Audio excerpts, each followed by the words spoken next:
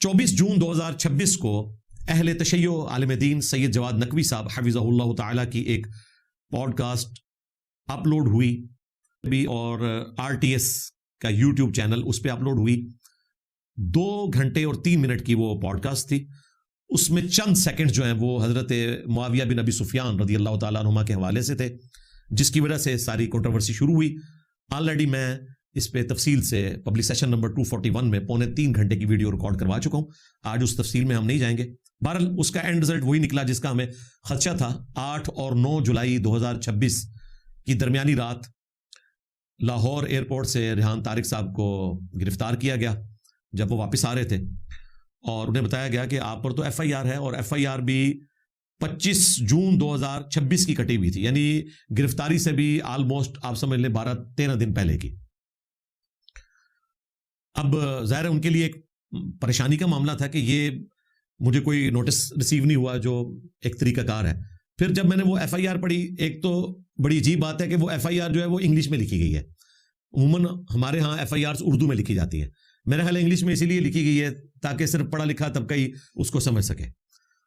उसमें जो अल्फाज इस्तेमाल हुए हैं उनका खुलासा ये है कि उन्होंने सारे का सारा मलबा इंजीनियर रेहान तारिक साहब के ऊपर डाल दिया है कि आप एंकर थे और आप की बदनीयती थी कि मुहर्रम के दिनों में आप ये एक्टिविटी परफॉर्म करते, और दूसरी तरफ जिनके साथ पॉडकास्ट की FIR काटने वाले की इतनी जुर्रत नहीं हुई कि वो उस मजहबी पर्सनैलिटी का नाम लिख देते, सैयद जवाद नकवी साहब, रिलीजियस स्कॉलर लिख दिया। जब स्टेट इस तरह की FIRs काटेगी तो जाहिर है कि अवाम को तो पता चल जाएगा कि इसके पीछे क्या हो रहा है, और फिर उसमें मुद्दई भी स्टेट खुद बनी हुई है। खैर, उसमें उन्होंने खतरनाक तरीन दफात लगा दी, 295A तौहीन मजहब की, 298A और पीका की दफात भी लगा दी, और फिर 6 दिन का रिमांड उन्होंने ले लिया।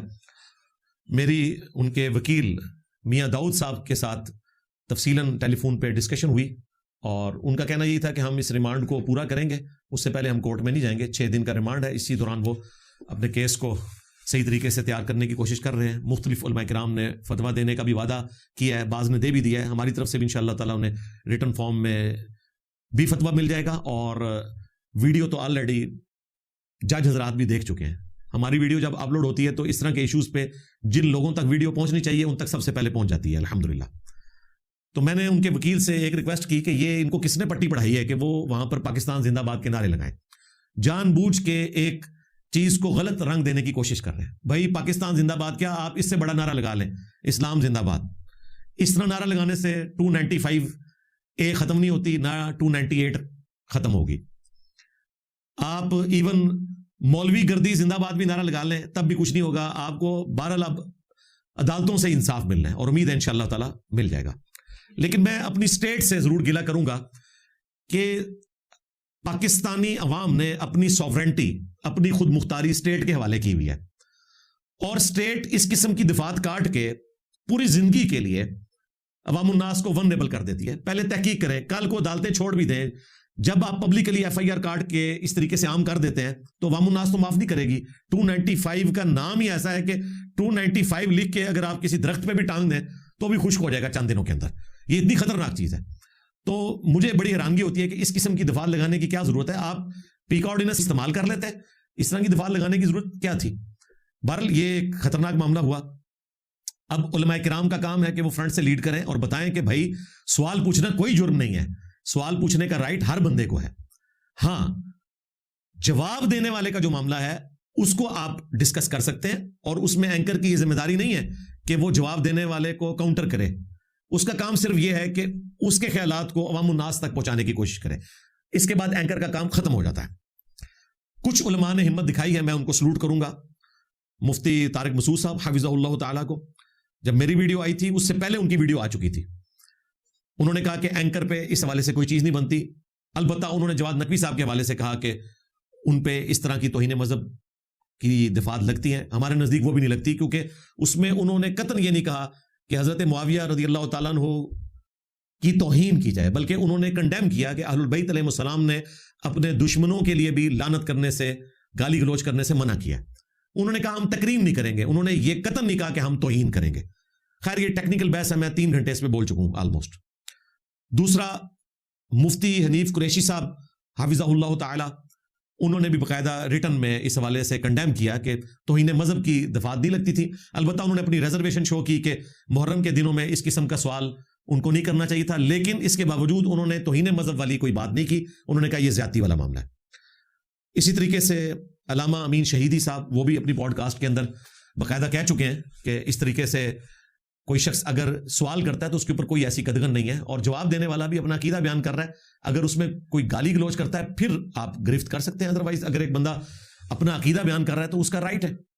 انشاءاللہ آج میں اس کو اس طریقے سے کھول کے بیان کروں گا کہ مولویوں کے 14 طبق روشن ہو جائیں گے. ہاں انشاءاللہ, رکو ذرا صبر کرو. آج تمہارے ساتھ وہ ہوگی کہ انشاءاللہ تعالیٰ تمہارے بزرگ جو عالم برزخ میں ہیں اور آنے والے بزرگ, ان کے لیے انشاءاللہ تعالیٰ میں پھکیاں تیار کر کے لایا ہوں آپ لوگوں کے لیے انشاءاللہ. حضرت معاذ اللہ ٹرمپ کے ناشتے والی سرکار جو ہیں ہشام الہی ظہیر صاحب, میں ان سے ریکویسٹ کروں گا کہ اب ان کا کام ہے کہ ویڈیو میں آ کر وہ ریحان طارق صاحب کا دفاع کریں, کیونکہ یہ اکثر کہتے ہیں کہ جی جن پر توہین مذہب بنتی ہے ہم ان کے لیے ویڈیوز ریکارڈ کرواتے ہیں, ہم مظلومین کے ساتھ کھڑے ہوتے ہیں. اس وقت میری نظر میں کتاب و سنت کے دلائل کی روشنی میں انجینئر ریحان طارق صاحب مظلوم ہیں, تو سب سے پہلے ذمہ داری ہے حضرت معاذ اللہ ٹرمپ کے ناشتے والی سرکار ہشام الہی ظہیر صاحب کہ وہ فرنٹ سے لیڈ کریں, ویڈیو ریکارڈ کروائیں.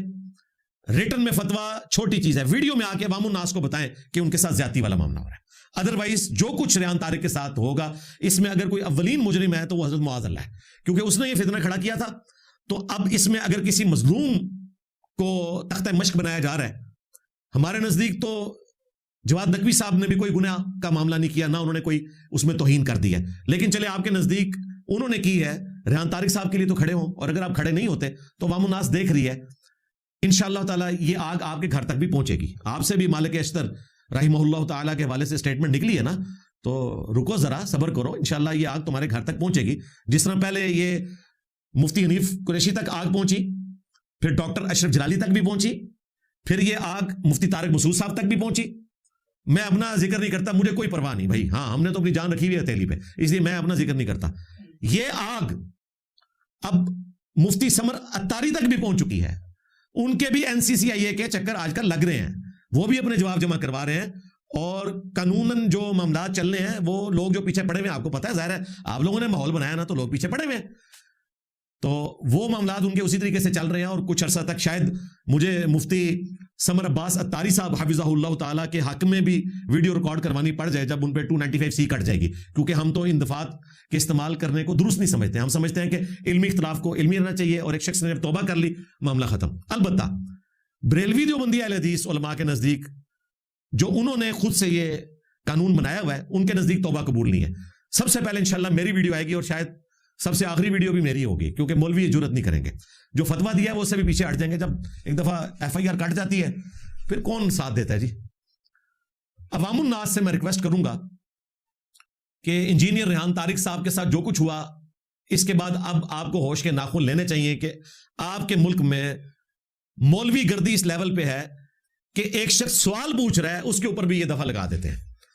تو اس سے سیدھا سادہ رزلٹ یہ نکلتا ہے کہ آپ لوگ کیمرے پر آ کر کسی کے سامنے دین کی بات کرنا آپ چھوڑ دیں بھائی, یہی چاہتے ہیں. اور ان قریب میں نے پریڈکٹ کیا ہے کہ ٹی وی چینل سے بھی رمضان نشریات ختم ہو جائیں گی, ربیع الاول کی نشریات ختم ہو جائیں گی, محرم کی نشریات ختم ہو جائیں گی. کون سا اینکر رسک لے گا کہ وہ محرم کو ڈسکس کرے؟ اسے خطرہ لگا رہے گا کوئی ایسی بات نکل گئی تو 295 میرے اوپر نہ لگ جائے. 295A اگر لگ گئی ریحان طارق پر سوال پوچھنے پر, تو یہ سب سے ورسٹ کیس ہو سکتا تھا. آج تک تو میں یہ کہتا تھا کہ سب سے ورسٹ کیس میرا ہے کہ میں نے کرسچنز کا عقیدہ بیان کیا اور ان کے ریفرنس سے میرے کھاتے میں ڈال دیا, لیکن آج میں اس پہ رجوع کرتا ہوں. میرے بعد جو یہ کیس آیا ہے کہ اس میں اس نے کچھ کیا بھی نہیں ہے, کسی کافر کا بھی عقیدہ بیان نہیں کیا, اس نے سوال پوچھا ہے, انہوں نے پکڑ کے رگڑ دیا اس کو, اور ہماری اسٹیٹ جو ہے وہ پینک کر گئی ہے.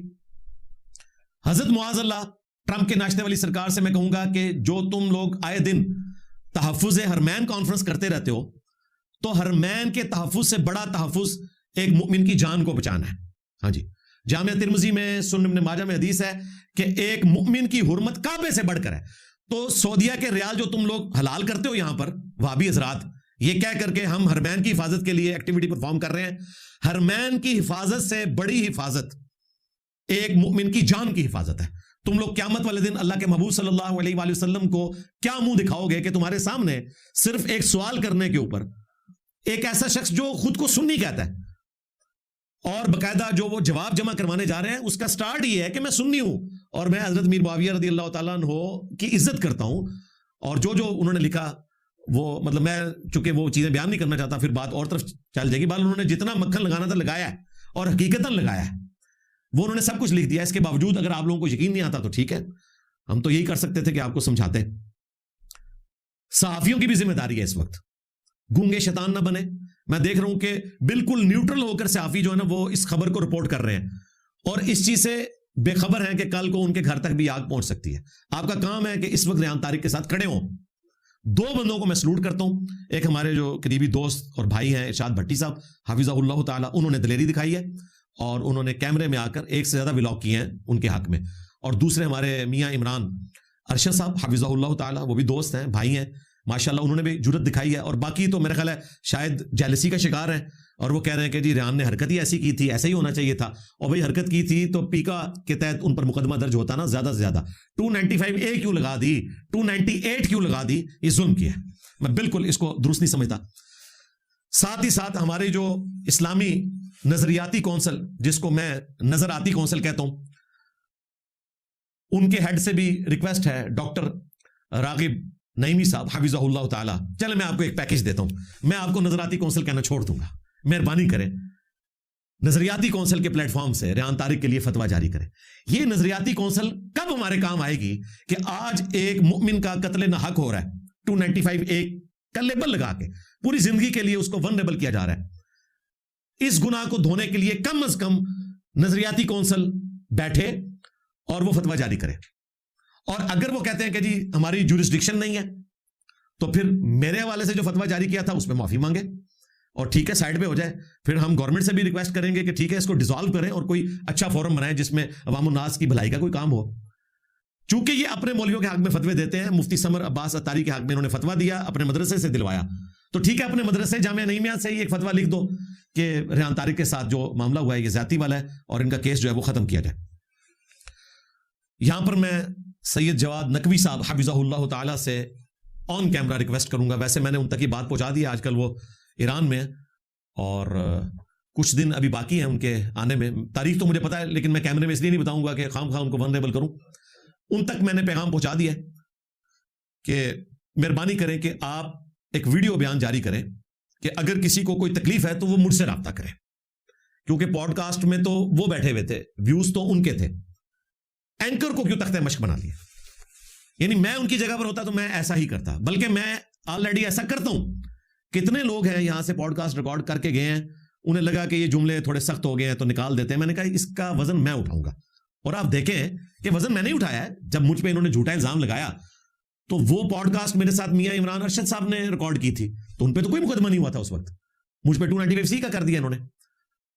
تو الحمدللہ ہم وزن اٹھاتے ہیں اور مجھے امید ہے کہ سید جواد نقوی صاحب بھی ویڈیو کیمرے میں آ کر اس ظلم کے خلاف کھڑے ہوں گے اور وہ یہ کہیں گے کہ اگر کسی کو کوئی مسئلہ ہے تو مجھ سے رابطہ کرے. میں یہ نہیں کہتا کہ وہ یہ کہیں کہ مجھ پر دفعہ کاٹی جائے, ہم تو اس قسم کی دفعات کاٹنے کو اور اس قسم کی فضول یعنی FIRs کو جو کسی بنیاد کے اوپر نہیں کبھی بھی سپورٹ نہیں کریں گے. اب انشاءاللہ تعالی میں قرآن و سنت کی روشنی میں اس پورے ٹاپک کے حوالے سے اسی علمی پوائنٹ نمبر 1 کے اندر قرآن پاک سے ایک آیت مبارکہ پیش کروں گا مسلمانوں کو جھنجھوڑنے کے لیے, اور اسی کانٹیکسٹ میں 3 احادیث اور تینوں صحیح بخاری اور صحیح مسلم دونوں میں موجود ہیں, یعنی متفقن علیہ ہیں, ان پر دونوں بڑے امام متفق ہیں, امام بخاری بھی امام مسلم بھی. آیت مبارکہ ہے سورۃ النساء کی آیت نمبر 94. اعوذ باللہ من الشیطان الرجیم بسم اللہ الرحمن الرحیم. یا ایھا الذین آمنوا, اے ایمان والو, اذا ضربتم فی سبیل اللہ, جب تم اللہ کی راہ میں نکلو جہاد کے سلسلے میں یا ویسے سفر کے سلسلے میں, فتبینوا, تو تحقیق کر لیا کرو, ولا تقولوا لمن القى الیکم السلام, اور مت کہا کرو اس کے بارے میں جو تمہیں سلام کہے, لست مؤمنا, کہ تو مؤمن یا مسلم نہیں ہے. اسپیسیفکلی اس وقت جو مسلمانوں کی ایک کولڈ وار جاری تھی مشرکین عرب کے ساتھ, اس میں خطرہ ہوتا تھا کہ راستے میں کوئی آپ پر حملہ نہ کر دے، تو اس کے لیے پھر مسلمانوں کو کہا گیا کہ اگر کوئی السلام علیکم کہتا ہے، آپ پر سلامتی بھیجتا ہے، اٹ مینز کہ وہ آپ کے ساتھ لڑنے کا ارادہ نہیں رکھتا. جب وہ سلام کہہ دے تو اب آپ نے اس کے دل میں نہیں جھانکنا، ظاہر پر فتویٰ لگانا ہے. لیکن صحابہ کرام سے ایک مس ہینڈلنگ ہو گئی تھی، اسی کے جواب میں یہ آیت نازل ہوئی. وہ حدیث بخاری مسلم کی میں اسی کانٹیکسٹ میں بعد میں بیان کرتا ہوں. تبتغون عرض الحیات الدنیا، تم دنیا کا مال چاہتے ہو، یعنی کسی نے سلام کیا پھر بھی تم نے بدگمانی کی، اس کو قتل کر کے بکریوں کا ریوڑ اس سے ہتھیا لیا، دنیا کا مال. فعند اللہ مغانم کثیرہ، جبکہ اللہ کے پاس تو کئی غنیمتیں موجود ہیں، یعنی مرنے کے بعد بھی تمہیں ملنے والی ہیں، اور دنیا میں بھی رومنز اور پرشینز کے خزانے تمہارے پاس آنے والے ہیں. اب یہ جو باتیں بیان ہو رہی ہیں یہ قرآن بیان ہو رہا ہے. اگر کوئی کہتا ہے یہ صحابہ کرام کی توہین ہو رہی ہے تو ظاہر ہے وہ تو مسلمان نہیں ہے. جو مسلمان ہے وہ صحابہ کرام کو معصوم نہیں مانتا، انسان تھے، مس ہینڈلنگ ہو جاتی تھی. قرآن پاک میں بے شمار واقعات اس طرح کے آئے. کذالک کنتم من قبل، پہلے تم بھی تو اسی طرح تھے. فمن اللہ علیکم، تو پھر اللہ نے تم پر اپنا فضل فرمایا. یعنی تم بھی پہلے کافر تھے، مسلمان ہوئے ہو. آج اگر کوئی نیو مسلم آ رہا ہے اور تم سینئر مسلمان ہو تو جونیئر کو بھی تھوڑی سی سپیس دو. فتبینوا، تحقیق کر لیا کرو. ان اللہ کان بما تعملون خبیرا، بے شک اللہ تعالیٰ تمہارے کاموں کی خبر رکھے ہوئے ہے، اس سے تو کوئی چیز چھپی ہوئی نہیں ہے. کل تک تم بھی کافر تھے، اسلام قبول کیا، آج کوئی تمہیں سلام کرتا ہے تو تم کہتے ہو کہ تم مومن نہیں ہو. ایسا نہ کرو، ظاہر پر فتویٰ لگے گا. اسی کانٹیکسٹ میں وہ حدیث ہے جو اس کے شان نزول کو بیان کرتی ہے، صحیح بخاری اور صحیح مسلم دونوں کے اندر. 3 حدیثیں میں نے بیان کرنی ہے، ایک شان نزول سے متعلق ہے اور اگلی 2 بھی اسی سے ریلیٹڈ ہے، لیکن اسپیسیفکلی شان نزول والی یہ حدیث ہے. عبداللہ ابن عباس رضی اللہ تعالیٰ عنہما کہتے ہیں کہ صحابہ کرام کا ایک گروہ جا رہا تھا، راستے میں ایک چرواہا ملا جس کے پاس بہت زیادہ بکریاں تھیں. اس نے صحابہ کرام کو دیکھتے ہی کہا السلام علیکم، ایک مسلمان کی نشانی ہے. اس کے باوجود اس کو قتل کر دیا صحابہ کرام کے اس گروہ نے. اب ظاہر ہے جب یہ مقدمہ نبی اسلام کے پاس پیش ہوا تو پھر اللہ تعالیٰ کی طرف سے یہ آیات نازل ہوئی کہ دنیا کی دولت حاصل کرنے کی خاطر تم نے اس قسم کی حرکت کی ہے. اور غور کرو، ایک وہ زمانہ تھا تم بھی کافر تھے، اللہ نے تمہیں اسلام کی دولت دی، تو آج اگر کوئی سلام کرے تو فتویٰ ظاہر پر لگے گا. تم نے اس کے اندر گھس کے اس کا ایمان چیک کرنے کی کوشش نہیں کرنی، نہ یہ کوئی کر سکتا ہے. دوسری حدیث بخاری اور مسلم دونوں میں موجود ہے، مشہور حدیث، میں نے کئی ایک ویڈیوز میں اس کو بیان کیا. اسامہ ابن زید والی، سیدنا زید ابن حارثہ رضی اللہ تعالیٰ عنہ کے بیٹے اسامہ ابن زید، وہ کہتے ہیں کہ میدان جنگ میں ایک کافر جب ہمارے تلواروں کے نیچے آ گیا، اس نے کلمہ پڑھا، تو وہ انصاری صحابی جو اس کافر سے لڑ رہے تھے انہوں نے اپنی تلوار اس سے روک لی کہ اس نے لا الہ الا اللہ پڑھا ہے. یہ الفاظ ہیں کہ اس نے لا الہ الا اللہ پڑھا. انصاری صحابی پیچھے ہو گئے. اسامہ ابن زید کہتے ہیں کہ میرے ہاتھ میں نیزہ تھا، باوجود اس کے کہ اس نے کلمہ پڑھ لیا، میں نے اس کو نیزہ مار کے قتل کر دیا. بعد میں ان کو دکھ تھا، نبی علیہ السلام تک خبر پہنچی. ایک روایت میں آتا ہے نبی علیہ السلام تک خبر پہنچی، آپ نے بلوا لیا. ایک روایت میں آتا ہے کہ انہوں نے خود ہی ایک دن حضور سے عرض کیا کہ اس طرح ایک معاملہ میرے ساتھ ہو گیا تھا. نبی علیہ السلام نے فرمایا کہ جب اس نے لا الہ الا اللہ پڑھ لیا تھا تو اس کے باوجود تو نے اس کو قتل کر دیا. تو وہ عرض کرتے ہیں یا رسول اللہ ایسا ہی ہے، میں نے کلمہ سنا، اس کے باوجود میں نے قتل کیا. آپ نے فرمایا ایسا تو نے کیوں کیا؟ تو انہوں نے کہا کہ یا رسول اللہ اس نے ڈر کر کلمہ پڑھا تھا. اللہ اکبر. نبی علیہ السلام نے فرمایا اسامہ کیا تو نے اس کا دل چیر لیا تھا؟ اسامہ تو کیا کرے گا، اسامہ تو کیا کرے گا، اسامہ تو کیا کرے گا جب قیامت والے دن وہ اللہ کے حضور لا الہ الا اللہ پڑھتا ہوا تیرے خلاف مقدمہ قائم کر دے گا. اور اسامہ ابن زید کہتے ہیں نبی علیہ السلام یہ جملہ بار بار ریپیٹ کرتے رہے، اسامہ تو کیا کرے گا، اسامہ تو کیا کرے گا. اسامہ تو پھر آپ سوچ سکتے ہیں کہ ان کی کیا حالت ہوگی جب نبی علیہ السلام کہہ رہے ہیں کہ تو کیا کرے گا. آج کا کوئی مسلمان ہوتا تو کہتا ہے یا رسول اللہ جو کچھ بھی ہے تیرے محبوب کی امت سے ہیں، آپ کی امت سے ہیں، آپ نہیں سنبھالنا ہے. لیکن صحابہ کرام کو پتا تھا کہ اس طرح کے معاملات نہیں ہیں، بہت بڑی مس ہینڈلنگ ہے. اسامہ ابن زید کے الفاظ ہیں کہ جب نبی علیہ السلام مسلسل یہ کہہ رہے تھے اسامہ تو کیا کرے گا، اسامہ تو کیا کرے گا، میں نے دل میں خواہش کی کہ کاش آج سے پہلے میں کافر ہوتا، آج ہی کلمہ پڑھ کے مسلمان ہوتا، ایٹ لیسٹ میرا یہ گناہ دھل جاتا کہ میں نے ایک کلمہ پڑھنے والے شخص کو قتل کر دیا. اب مجھے بتائیں وہ علماء جو کلمہ پڑھنے والوں کی اولادوں کو جو اپنے آپ کو عاشق رسول کہتے ہیں, مسلمان بتاتے ہیں, ان پہ 295A-B-C کے مقدمات قائم کر کے پوری زندگی کے لیے ان کو جیلوں میں ڈلوا رہے ہیں, اور وہ چیخیں مار رہے ہیں کہ ایسا نہیں ہوا, اس کے باوجود ہم معافی مانگنے کے لیے تیار ہیں. یہ کہہ رہے ہیں ہم معاف نہیں کریں گے. تو میرا خیال ہے ان کے ساتھ وہی کچھ ہوگا جو اگلی حدیث میں آنے والا ہے. بخاری اور مسلم دونوں میں حدیث ہے. یہ میں نے ترتیب میں 30 نمبر پہ اس لیے رکھی ہے, یہ سب سے زیادہ سخت حدیث ہے. سیدنا مقداد بن عمر الکندی کہتے ہیں, میں نے ایک دن نبی علیہ السلام سے پوچھا, یا رسول اللہ, فرض کریں میں میدان جنگ میں ہوں اور ایک کافر کے ساتھ لڑ رہا ہوں, اور کافر لڑائی کے دوران میرا ہاتھ کاٹ دے. آپ ذرا اس ترتیب کو یاد رکھیے گا, یہ پریکٹیکلی ہوا نہیں ہے, فرض کر رہے ہیں کہ اگر ایسا ہو جائے کہ وہ میرا ہاتھ کاٹ دے اور اسی دوران وہ ایک درخت کی پناہ حاصل کر لے, یہاں تک کہ وہ میرے تلوار کے نیچے آ جائے, اور وہ کلمہ پڑھ لے اور کہے کہ مجھے امان دو, میں کلمہ پڑھتا ہوں, تو یا رسول اللہ کیا میں اسے قتل کر دوں؟ آپ علیہ السلام نے کہا کہ تم اسے قتل نہیں کر سکتے. پھر انہوں نے دوبارہ ریپیٹ کیا, ان کا یا رسول اللہ اس نے تو میرا ہاتھ کاٹا ہوا ہے. تو پھر آپ علیہ السلام نے ایک سخت جملہ بولا. آپ نے فرمایا, اگر تو نے اس کو قتل کر دیا تو اس قتل کرنے سے پہلے جس جگہ تو کھڑا ہے نا, قیامت والے دن وہ تیری جگہ پہ کھڑا ہوگا. یعنی وہ مسلمان ہوگا, وہ مؤمن ہوگا, وہ صحابی ہوگا, اور قتل ہونے سے پہلے جس جگہ وہ کھڑا تھا تو صحابی ہونے کے باوجود قیامت والے دن اس کی جگہ پر کھڑا ہوگا. استغفر اللہ واتوب الیہ. میں کام اٹھتا ہوں جب بھی میں یہ حدیث پڑھتا ہوں کہ یہ نبی علیہ السلام کے اصحاب کا حال ہے کہ اگر وہ اس طرح کی ایکٹیویٹی پرفارم کریں تو حضور کہہ رہے ہیں کہ تم کافروں کی صف میں کھڑے ہوگے اور کافر مسلمانوں کی صف میں اگر تم نے یہ کیا. میرا خیال ہے اس حدیث کے تحت ہمارے وہ مولوی جو توہین مذہب کے جھوٹے مقدمات بنا کر مسلمانوں کی لائف کو ونریبل کرتے ہیں, اور 400 کے قریب لوگ اس وقت اڈیالہ میں سڑ رہے ہیں, راولپنڈی کی جو سب سے بڑی جیل ہے, اور کیمپ جیل لاہور کے اندر 200+ اور باقی جگہوں پر, ان میں سے اکثر جو ہیں ان پر جھوٹے مقدمات ہیں, اور جن پر ان کے ذام میں درست بھی ہے اس کا بھی منظریہ بالکل ڈیفرنٹ ہے, وہ اکا دکا کیسز ہیں, اور اس میں بھی توہین مذہب والی دفعات اس حوالے سے نہیں لگتی. ان کو ڈی ٹریک جن مولویوں نے کیا, جن لوگوں نے ان کو مس یوز کیا, وہ باہر پھر رہے ہیں جنہوں نے اس کے ذریعے مال کمایا. تو اللہ تعالیٰ ہماری اسٹیٹ کو عقل دے, سمجھ دے, ہمارے علماء کو سمجھ دے.